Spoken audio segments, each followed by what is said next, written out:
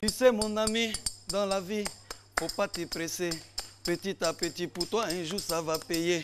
Faut pas de jaouli, faut pas te mollo, faut faire un mollo car un jour pour toi là va payer. Jeunesse ivoirienne, venez au C, on va chanter en zouglou. Zouglou, zouglou cité, il dit zouglou, zouglou cité. Zouglou cité, il dit zouglou cité. Aïe!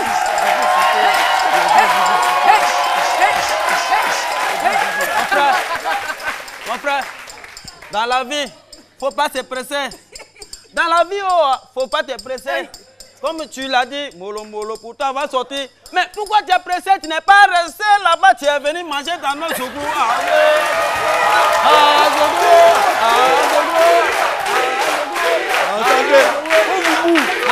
Attends, je vais te répondre. Mon ami, avant d'être de l'autre côté, je suis un enfant derrière rail. À Bobo village, j'ai fini Zouglou, j'ai fini avec mon woyo. J'ai pas mangé pour toi. Si tu m'as dérangé, saké dans ton attiqué là, je vais verser dedans. Hey, Zouglou. Est-ce que vous avez le droit d'arbitrer un match, par exemple, vous êtes ivoirien? De la Côte d'Ivoire? De la Côte d'Ivoire? Non, non, non, non. Vous n'avez pas le droit? Non, non, pas le droit. Et même à la FIFA, s'il fait ça, 10 pénaltys. À la FIFA, par confédération, vous n'arbitrez rarement les matchs de votre confédération, sauf les Européens, qui sont toujours les privilégiés. Je veux dire, il y a par exemple Ghana, Pérou, on ne prendra pas un arbitre de la CAF, on ne prendra pas un arbitre africain, on prendra un arbitre peut-être d'Europe ou bien d'Asie. Alors, voilà. donc, et si c'était le cas, voilà, dans un monde parfait où tout va bien, est-ce que vous pensez que vous allez arriver à être objectif? Ah oui, oui, moi parfaitement. Ah oui, oui, non, non, non. Pour moi, il n'y a même pas de... Vous allez refuser, ils nous battre les éléphants. Oui, mais je suis même inquiet, je me demande si inconsciemment, je ne vais pas être plus sévère même avec l'équipe de Côte d'Ivoire. Pour être sûr de ne pas faire... Voilà, à la limite, quelquefois, vous voyez. Donc c'est pour ça, en fait, qu'on évite que... Hein, c'est pas forcément qu'on va favoriser. Rester irréprochable. En tout cas, c'est mieux. Inconsciemment, on peut vouloir tellement montrer patte blanche que siffler en défaveur même de l'équipe de son pays. Est-ce que cette irréprochabilité a été un facteur déterminant pour être élu meilleur joueur, meilleur arbitre africain en 2011? Oui, je pense. Parce que moi, systématiquement, après chaque match, il y a toujours des choses que je me reproche, qu'il faut que j'améliore, qu'il faut que je revoie. Et pour moi, c'est un défi constant de progresser. Et progresser, c'est s'améliorer. Et des fois, vous êtes confronté aussi à des joueurs qui ont un caractère très, très difficile. Absolument, absolument. Et ça arrive souvent avec même les joueurs locaux. Hein. Mais c'est à l'arbitre d'arriver à asseoir son autorité et à montrer aux joueurs que c'est lui le chef. Alors, une fois, il y a un joueur, par exemple, il avait eu une intervention, j'ai sifflé contre lui, une faute contre lui, et il voulait se plaindre. Donc, referee. Bon, je ne l'ai pas écouté, je suis parti me replacer. Et 5 minutes après, il avait joué un peu de façon un peu rude. Je ne voulais pas l'avertir, je voulais juste lui faire un rappel à l'ordre. Donc, je lui ai dit, hey, calm. Il dit, no, why should I? Et donc, pourquoi je devrais venir? Je vous ai appelé tout à l'heure, vous ne m'avez pas écouté, moi je ne viens pas. Vous voyez. Donc, à ce moment-là, il faut savoir vous-même mettre balle à terre, parce que bon, il a raison. Hein. La loi ne vous dit pas, si vous appelez un joueur et qu'il ne vient pas, il faut l'avertir. À ce moment-là, il faut trouver... Ce qui m'envoie à poser une question. D'accord. Décidément, tout le monde est inspiré. Tout le monde est inspiré. Ce qui m'envoie à poser une question. Vous êtes sur un match où il y a un joueur qui a été un peu hautain, tout ça. Vous le retrouvez, on va dire, quelques années plus tard sur un autre match. Vous faites quoi? Dis donc, carton rouge. Non. Même s'il n'a rien fait. En principe, ça ne devrait pas. Mais vous savez, on est des êtres humains. Et ça m'est arrivé, j'ai eu un match à la CAN 2010. Cameroun-Tunisie. Ils ont été exécrables. Il y a un joueur tunisien, mais il était incroyable. Et quelques mois après, on se retrouve au Tchad. Donc, au moment où on salue, là, ils étaient 2. Il y a un an, ils me saluent, on se regarde, on sait qu'on a un contentieux. Donc, le deuxième, c'est pareil. Alors, on part sur le terrain. Alors, le premier, après 5 minutes, je siffle contre lui, il prend le ballon, il botte dehors, carton jaune. Alors, il se rapporte, il dit, bon, monsieur l'arbitre, écoutez, je sais que la dernière fois, c'était pas bon. Voilà, mais moi, je vous respecte beaucoup. Je veux que ça s'arrête. Il dit, OK, tant mieux. Après le match, je ne l'ai plus vu. Le deuxième, pendant tout le match, je ne l'ai pas vu une seule minute. Il évitait mon regard parce qu'il savait très bien que à la moindre voilà. Mais bon, en général, il faut arriver à se calmer, à ne pas... Il faut juger ce qu'ils font au moment présent. Vous partez l'encadrer pourquoi? J'ai un problème. Calo, j'ai un problème. Dieu merci. Voilà, j'ai 2 10. Je ne sais pas qui est le vrai 10. Attends que je vois. Plus inventaire. 10, 10. Ça fait 20. Donc, les 2 messieurs, c'est comme un 20 derrière moi. Et moi, le général. Est-ce que ça, c'est bon? Non. Bon, Bobo, tiens là, voilà. Donc, parle maintenant. Ça commence à aller apparemment. Ce n'est pas sur le mouillé.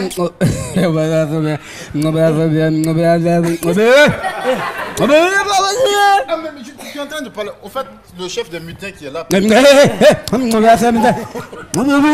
oui, non, le Bobo qui est, pardon. Il est très nerveux. C'est le général qui a demandé à ce qu'on vienne avec des treillis. Et vous êtes trompé, on a porté de maillot. Mais pourquoi vous portez la maillot? Ah, mais on a oublié. Vous avez oublié? Oui. Vous sommes les oubliés? Oui. Les gens qui sont à Marcory là, comment on les appelle? Les oubliés là? Oubliés, ceux qui ont vendu les terrains là. Ça, c'est filo de police, c'est pas là. C'est quel est Quand vous venez faire votre truc, enlevez-moi. Est-ce que le miracle existe? Mais moi, j'ai dit que... Ah, moi, j'y crois. Non, il n'est pas mort, Parce que quelqu'un meurt, il doit mourir pour revenir. Si c'est ça, là, les quartiers qui sont à proximité des cimetières allaient être très peuplés. Vous ne croyez pas au miracle de la résurrection? Franchement, mourir, revenir, vraiment... Si ça pouvait exister, moi, j'allais partir pour revenir vite aussi. Pardon. Franchement, ouais, j'allais partir pour mais c'est ça, je veux dire. C'est aussi, ça fait partie des conséquences de l'évolution, du progrès de la médecine. C'est ça aussi. Parce que les choses ont tellement évolué que les médecins... C'est-à-dire, maintenant même, on ne parle pas les choses. C'est-à-dire, demain, c'est machine qui fait tout pour voir si tu es mort ou pas. Mais machine là, c'est l'homme qui fabrique. Il y a batterie, si batterie est faible, ça a un faux résultat. Tu veux bien le dire plus tard. C'est l'évolution. L'évolution. Regardez. Je prends toujours l'exemple sur la base de nos parents au village, les mamans, quand un enfant vient au monde, la manière de secouer l'enfant comme ça, et c'est lui qui peut dire, il va pas pleurer, oui, il va pas vivre. Attends, même en fonction même du jour de ta naissance, du lieu de ta naissance, de ta coutume, tu as un petit nom fétiche déjà. Dès que tu viens au monde, on t'appelle par ce nom. Djokwao. Si tu ne réponds pas, c'est que tu es mort. Et en même temps, je lis la déception sur le visage de Jessica. Mais c'est ça. Tu as son petit nom, petit, te remis 3 fois, tu ne réponds pas, tu es mort. Là, il n'y a pas de médecine dedans. Rien ne peut se faire. Mais même, tu as dit que c'est parfois aussi la faute à nos mamans. Les enfants, souvent, qu'on décale, parce que déjà, il faut respecter la médecine. Oui, souvent, les mamans, quand elles sont enceintes, non, nous, mamans, souvent. Ah, d'accord. Voilà, souvent, des femmes, quand elles sont enceintes, elles sont très rancunières. Ton mari te parle à la maison, tu n'écoutes pas. L'enfant va venir au monde, il va écouter qui? On va l'appeler, il va pas voir toi. On va écouter quelqu'un. On va même parfois dire aux femmes, quand vous êtes enceinte, marchez un peu, parce que la femme donne vie. L'enfant, il s'inspire de ce que toi tu fais sur la terre. Donc, quand on demande aux femmes de marcher, de faire du sport, et autres, l'enfant, il est heureux dans le ventre, Mais il y en a même, l'alimentation n'est pas dit, non, vous mangez couché, l'enfant va rester couché. On vous dit, non, c'est vrai, il faut prévenir tout cela. Il y en a même, vous les jeunes filles là, arrêtez d'applaudir. C'est votre travail de boire bien. On vous dit que ça lave un enfant. Une femme enceinte, 9 mois de grossesse, tu es en train de boire bien. Mais cordon ombilical sera saoulé. L'enfant, attendez, l'enfant il va sortir, mais quelque chose, même s'il est président de la République, il va demander à habiter à Yopougon. Parce qu'il veut te rappeler la pression de la bière. Moi, je pense que supporter, c'est supporter. J'imagine un match de foot, généralement un match de foot sans supporter. Et dans toutes les disciplines, même, il y a des supporters. C'est pourquoi les supporters, on parle de 12e homme en matière de football. Donc, il y a supporters partout. Au jeu d'Awalé, Ludo, au quartier, il y a toujours des gens qui sont arrêtés au jeu du... Mais c'est des supporters qui insultent beaucoup. Il faut jouer là-bas, il faut jouer là-bas. Supporter, c'est très important d'avoir des supporters sur le terrain. C'est très important. Le deuxième joueur du match, voilà. C'est très important. Même à Djamé, quand vous allez voler même à supporter, quand quelqu'un même vole ça quand même, puis il court là, ceux qui courent, voler, attraper, mon faux frère, c'est des supporters du voleur qui sont là. C'est des supporters. Donc on a toutes les disciplines. Voilà. C'est toute la discipline, c'est des supporters. Donc il faut pas accepter. J'ai mis la chronique de Mélène hier qui parlait des supporters pour dire qu'il faut supporter à tout moment, il ne faut pas se décourager par rapport aux résultats des éléphants. Il y a des gens jusqu'à présent qui disent contre Congo là même, c'est pas trop sûr. Il y a des gens qui sont pessimistes. Il faut être supporter à vie. Ils disent, on leur demande pourquoi vous dites que Côte d'Ivoire ne peut pas gagner contre le Congo. On dit non, le Congo c'est une double vengeance. C'est-à-dire non seulement nos coupés décalés sont venus faire tomber l'un d'Ombolo, l'un Makosa, donc ils vont se venger sur nous dans le football. Donc les gens sont pessimistes. Moi je dis, c'est pas ça des vrais supporters. Les supporters c'est ceux, voilà, c'est ceux qui sont avec l'équipe au bon moment, dans les plus mauvais. Puis les supporters, moi je pense qu'aujourd'hui, être supporter, c'est être loyal. Voilà, être loyal à vie. Voilà, cette loyauté éternelle là, c'est ce qu'on demande. On ne veut pas rester là où porter 3 maillots. Quand vous allez un peu, ils allaient un peu, ça c'est pas un supporter. Et aujourd'hui, moi je pense que voilà des supporters, je voudrais tirer mon chapeau au CNSE, voilà, le comité national de soutien aux éléphants. Voilà, le domaine qui est encore plus. C'est pas des vauriens seulement qui vont supporter, c'est professionnalisé. Oui, mais c'est ce que les gens pensent, c'est des gens, c'est des pères de famille, des mères de famille sont professionnalisés, c'est professionnel. Et être supporter, c'est être endurant. Voilà. C'est pourquoi je n'aime pas trop les supporters qui ont gros ventre là sur le terrain là. J'aime pas trop. J'aime pas trop ça.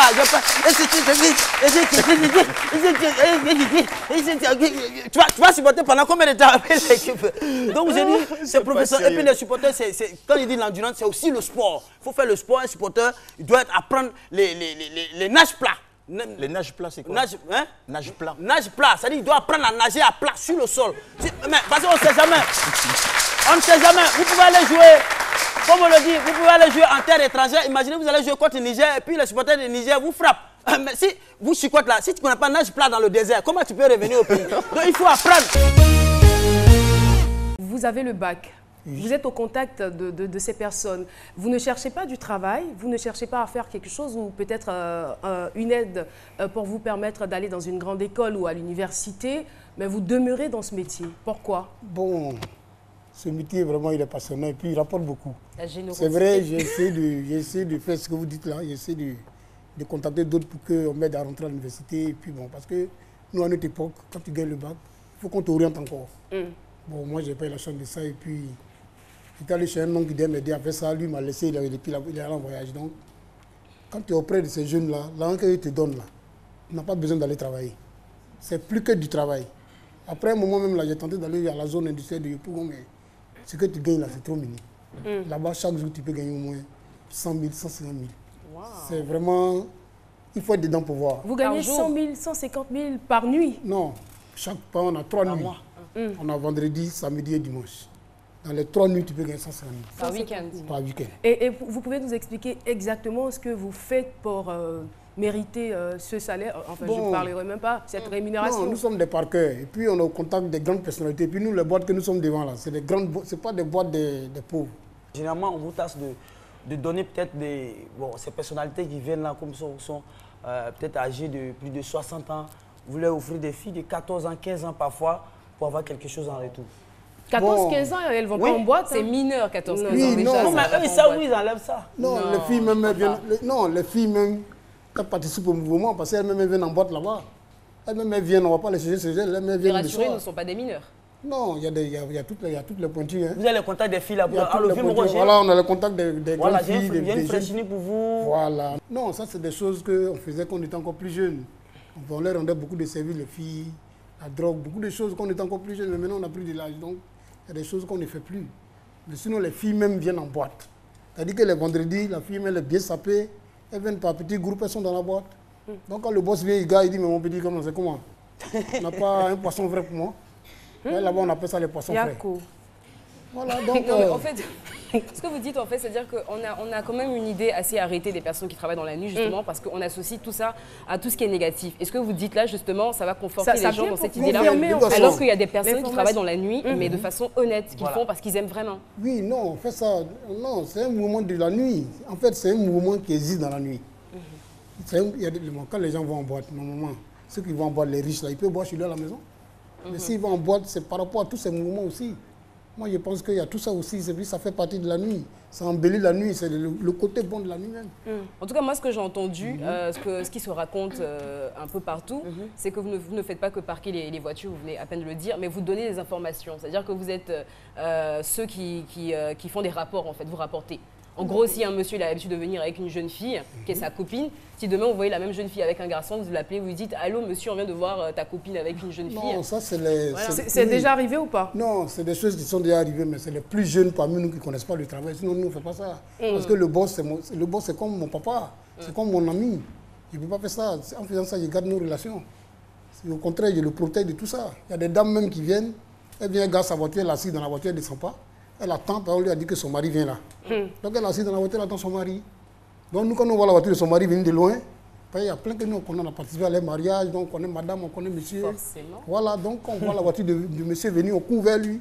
On dit non, casse de l'autre côté, pas madame est garée là. Forcément, c'est lui qui donne les 150 Voilà. 000.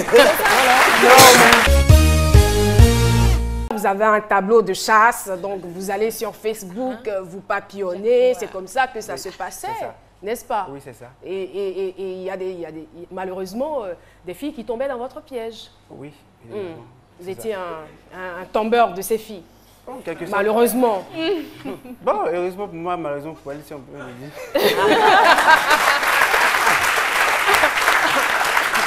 Mais en fait, c'est là où l'histoire devient intéressante parce que c'est dans vos habitudes de draguer sur Facebook. Oui. Et là, vous tombez sur une fille et vous voulez à tout prix la rencontrer, vous finissez par vous rencontrer. Et qu'est-ce qui va se passer après les 6 mois? Après les 6 mois, quand on s'est rencontrés, maintenant là, c'est moi qui ne voulais plus. Donc c'est moi qui le fuyais maintenant. Le premier jour de la rencontre? Oui, le premier jour. Le premier jour de la rencontre, qu'est-ce qui s'est passé? On s'est vu à la maison chez lui. Parce que là, le rendez-vous était chez lui. On s'est vu à la maison. Vous n'avez pas eu peur d'aller chez lui? Ou il y a eu des précautions qui ont été prises avant d'y aller? Parce que c'est vrai que vous vous parlez, mais vous ne vous connaissez pas. Non. Il n'y a pas eu de précautions? La confiance était déjà installée par les écrits, pas de confiance, parce que moi, je venais de sortir d'un truc bizarre, d'un gourmet, comme on le dit. Et donc, d'une déception amoureuse? Voilà. D'accord. Et donc, bon, je me suis dit, vu qu'il m'emmerde depuis un bon moment, je vais aller voir chez lui. Voilà. Donc, ouais, voir chez lui. En fait, ça ressemble tout ça. Donc, je suis allée là, on s'est vu, on a discuté durant plusieurs heures, 3-4 heures même. Et il s'est avéré même que j'ai dormi là. Aussi facilement? Oui, je le dis. Peut-être certaines personnes vont dire non, elle est facile. Non, moi je suis venue avec un projet très clair. Je me dis, celui-là, je me le fais et puis je me casse. Voilà. Et lui aussi... Moi, j'adore les gens qui sont sincères. Et lui aussi, vu qu'il me prenait pour histoire, il allait me mettre sur son tableau de chasse, avait aussi ce projet-là. Donc, à la nuit passée, le matin... Donc, attends, il est là, il va nous dire. Donc, c'était aussi votre acteur. C'était ça, en fait. Oui, c'était ça le projet. C'était ça le projet. Donc, vous dites, de toutes les façons, elle m'a un peu fatiguée, bon, je finis et puis bon, on se sépare, quoi. Oui, au début. Hein. Au début. Au début, c'était... Ah, mais ça va changer après. Donc, elle passe la nuit. Comment vous arrivez à la convaincre de dormir chez vous? Je lui ai fait la cuisine. Vous avez fait quoi? La cuisine. La cuisine. Vous cuisinez bien? Bon, d'après, c'était trop bien.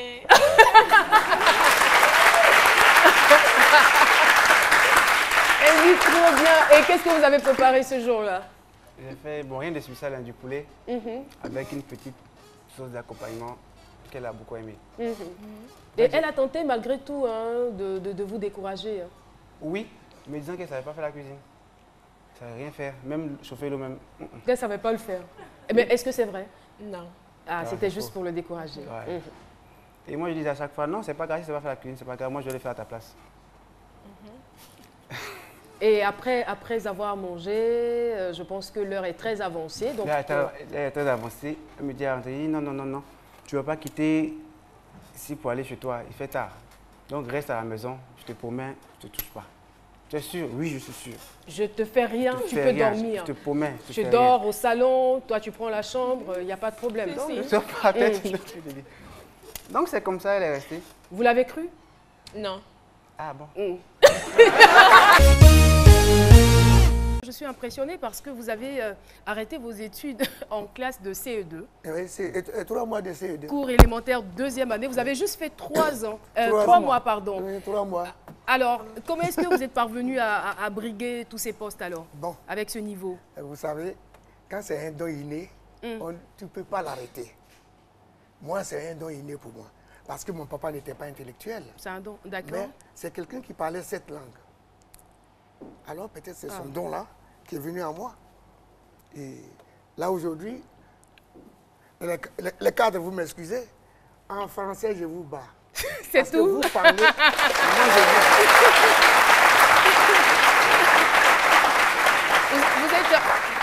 vous êtes un bon autodidacte. Oui, voilà. Mais moi, si je ne lis pas, j'ai mal à la tête. Si mais c'est pas surprenant, parce qu'à l'époque, CE2, c'était trop. Hein? À CE2, oui, on me frappait. J'étais gaucher, et puis mon maître, là, il m'a frappé jusqu'à je suis devenu droitier. Et c'est donc ce qui vous a poussé à abandonner l'école? Bon, alors, mais comme il y avait aussi le virus de la musique. De la musique qui était déjà né. abandonné l'école. Mais tout c'est même à Rome. Parce que même quand on sort de là, on tourne comme ça, tu peux prendre la route de Rome. Hein. Ah, d'accord. Alors j'ai préféré, j'ai opté pour la musique.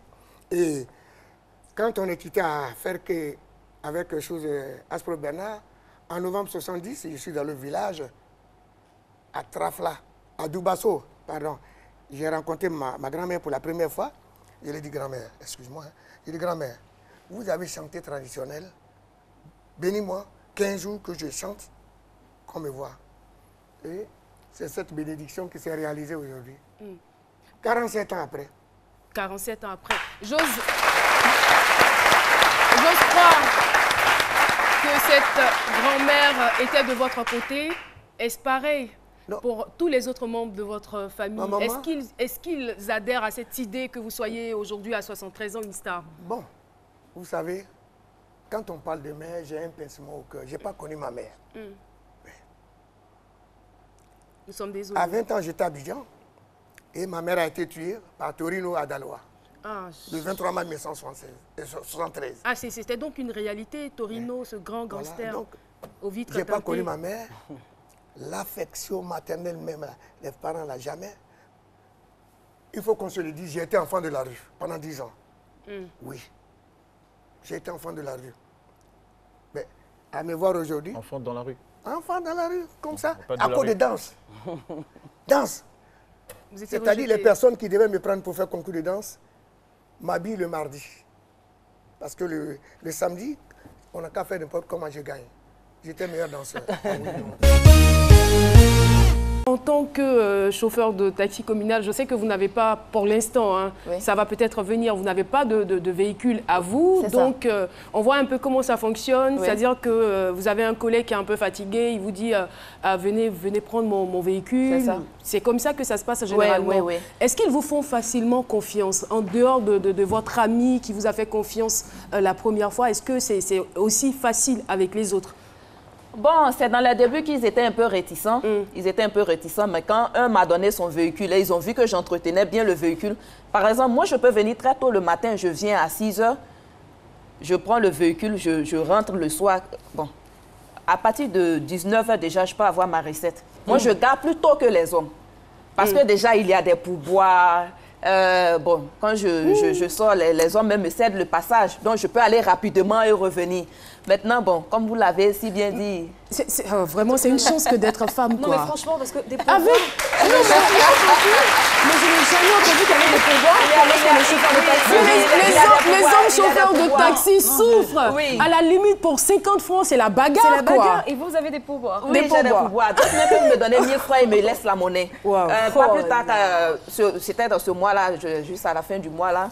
J'ai pris un client pour une distance de 500. Il m'a dit, bon, ils étaient 4. Il m'a dit, bon, prends-nous en course. Au lieu de prendre un compteur, prends-nous en course. Et bon, je suis allée la déposer. Il m'a donné 5000 francs. Et il m'a dit, la monnaie. Je ne suis pas d'accord avec ça parce qu'on doit vous juger au même titre que les hommes. Pourquoi les pourboires? Donc vous ne méritez pas ce prix. Vous devez souffrir comme les hommes aussi. Voilà. Bon, je vais dire que vous voulez faire le métier d'homme au plus bon. Toujours pourboire pour vous. Pourquoi? Je veux dire que les gens déjà sont émus de voir une femme au volant. Et pour ne pas que tu restes longtemps sur le terrain ou à faire de mauvaises manœuvres, parce qu'il faut dire qu'entre nous, il y a de mauvaises manœuvres. Les hommes, eux, ils sont tout le temps en train d'aller rapidement. Ils vont venir te faire des coups de poisson. Vous n'allez pas rapidement? Non, moi, quand je suis au volant, j'aime rouler sur... Vous êtes très prudente. Surtout, oui, je suis très prudente au volant. Et... par exemple, dans ces jours-ci, là, je fais la ligne Orca-Déco, Siad, Sol Béni. Là, quand les chauffeurs arrivent, quand ils arrivent, ils ne font pas le rond-point. Au lieu de faire le rond-point, ils ne font pas le rond-point. Voilà. Et c'est dans ça que les policiers aussi les interpellent souvent et ils leur collent des amendes. Mais moi, quand je viens, je vais faire le rond-point. Et je pense que ça fait partie de ces valeurs qui vous ont permis quand même d'obtenir le prix d'excellence du meilleur conducteur de taxi communal le 24 novembre 2016 des mains du ministre des Transports, l'ex-ministre des Transports, M. Gaussou Touré. Eh bien, ce prix-là, je veux dire, ce n'est pas la seule qualité que vous aviez. Vous avez des qualités de courtoisie, de respect de la clientèle, d'assiduité, tout cela. Donc, ça a joué en votre faveur et vous obtenez le prix, on va dire, félicitations. La seule raison pourquoi c'est du zouglou que je fais, c'est parce que le zouglou, ça procure un message. Vous comprenez? Donc moi, j'avais besoin de faire cette musique pour dire mon histoire, pour raconter que la musique ivoirienne ne s'arrête pas en Côte d'Ivoire. La musique ivoirienne doit se développer partout dans le monde. Le zouglou doit être écouté jusqu'au Pérou. Voilà. Donc je veux montrer qu'à travers le zouglou, il y a beaucoup de messages. Et ces messages doivent être entendus par tout le monde. Voilà, on ne doit pas s'arrêter ici à Abidjan. D'accord, on y reviendra certainement. C'est très intéressant. Et parlons de votre histoire. Vous étudiez, vous effectuez des études en poissonnerie. Vos parents vous emmènent en France pour étudier la poissonnerie. Et 2 mois avant les examens, vous abandonnez la poudre d'escampette, vous disparaissez. Pourquoi? Oh, vous savez, petit à petit, quand on grandit, des fois on fait des erreurs. Moi, j'ai laissé les études parce que j'ai commencé à rentrer dans des fréquentations, des vagabondages. Oui, j'ai commencé à rentrer dans la petite délinquance, dans les vols. Oui, j'ai commencé à faire des gardes à vue. Donc, il y a un moment où j'ai eu une étiquette qui n'était plus bonne. Donc, quand j'ai cherché du travail, là, je job là-bas pour chercher du travail, on ne me donne pas de travail. Quand on regarde mon dossier, on dit non, lui là, il est trop voyou, même c'est un vrai nous aussi, tu vois. Donc, il y a un moment où je suis obligé de développer, puisque comme il ne trouve pas de travail, il doit quand même faire quelque chose de ma vie, tu vois, il doit réaliser. Donc, comme il doit réaliser, là, il a fait quoi? Dieu m'a donné quoi? Il m'a donné la chance de faire poissonnerie et puis il m'a donné la chance d'avoir une voix. Donc, c'est cette voix qui est prise et déjà, puis il développe. Moi, je veux savoir pourquoi abandonner la poissonnerie? Vous avez identifié que ce n'était pas votre truc? C'est pas que ce n'était pas mon truc. Mais quand j'ai commencé à rentrer dans mes histoires de vagabondage, j'ai plus eu la tête dessus, en fait. J'ai plus mis ma tête là-dessus. J'ai vraiment cherché à développer dans la musique et puis je me suis arrêté sur ma musique. Donc, poissonnerie, là, c'est loin. Poisson est loin même. Et là, vous choisissez donc de faire le zouglou, de pratiquer la musique zouglou. Et comment est-ce que vous travaillez pour avoir le niveau que vous avez aujourd'hui? Je travaille beaucoup, j'écoute les instrus toute la journée. Je consacre ma vie à la musique. Donc, c'est beaucoup d'écriture, c'est beaucoup de consécration. Consécration. Consécration, voilà. Hein? On n'a pas même dictionnaire là-bas. C'est clair. J'ai bien remarqué. Ce qui est sûr, je me consacre beaucoup à ma musique et c'est ça qui fait qu'aujourd'hui, je peux me permettre de chanter zouglou comme les petits Ivoiriens là. Voilà. Je ne sais pas si c'est un préjugé, mais généralement les Bretons ont la réputation d'être des fêtards. Bon, est-ce que c'est pas un peu dans le sang? Hein, ce qui est sûr, moi, je sais que les Bretons là, c'est les bêtés blancs. C'est les bêtés blancs? Voilà. Aujourd'hui, vous avez 73 ans. J'ai envie de dire, star, pourquoi faire? Qu'est-ce que vous avez envie de vivre? Star, à cause de mes enfants. De vos enfants? Oui, parce que depuis que je suis là, je suis à Abidjan, ils ne sont pas contents. Ils veulent que j'aille m'asseoir. Ils sont pas contents? Ils veulent que j'aille m'asseoir à Daloa. Là-bas, à Daloa, on va faire musique. Je dis quoi? À Daloa. À Abidjan, il y a les structures. Et puis moi, j'allais m'asseoir à Daloa. Non. Je suis venu faire de la musique. Votre épouse, elle est où? Elle est à Daloa. Elle est à Daloa. Je leur ai dit que moi, je suis venu à Abidjan. Que vous m'aimez ou pas, je m'en fous de ça. J'ai fait ma musique.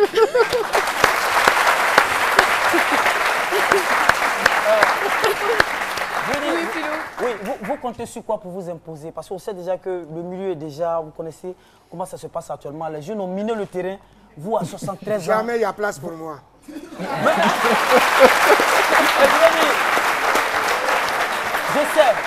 sais qu'il y a de la place pour vous, je sais. La musique, le showbiz en Côte d'Ivoire, c'est comme un banc, il y a toujours place. Oui. Je veux dire, vous comptez sur quelles sont vos forces? Parce que moi, je pense qu'au lieu de peut-être venir, et si ce n'est pas une perte de temps, pourquoi ne pas encourager un de vos enfants, le soutenir pour que, voilà, s'ils voulaient, ils sont là. S'ils veulent, je ne peux pas dire s'ils voulaient, s'ils veulent, qu'ils me rencontrent, qu'à tu table, on s'assoit. Mais moi, je n'ai pas encore terminé.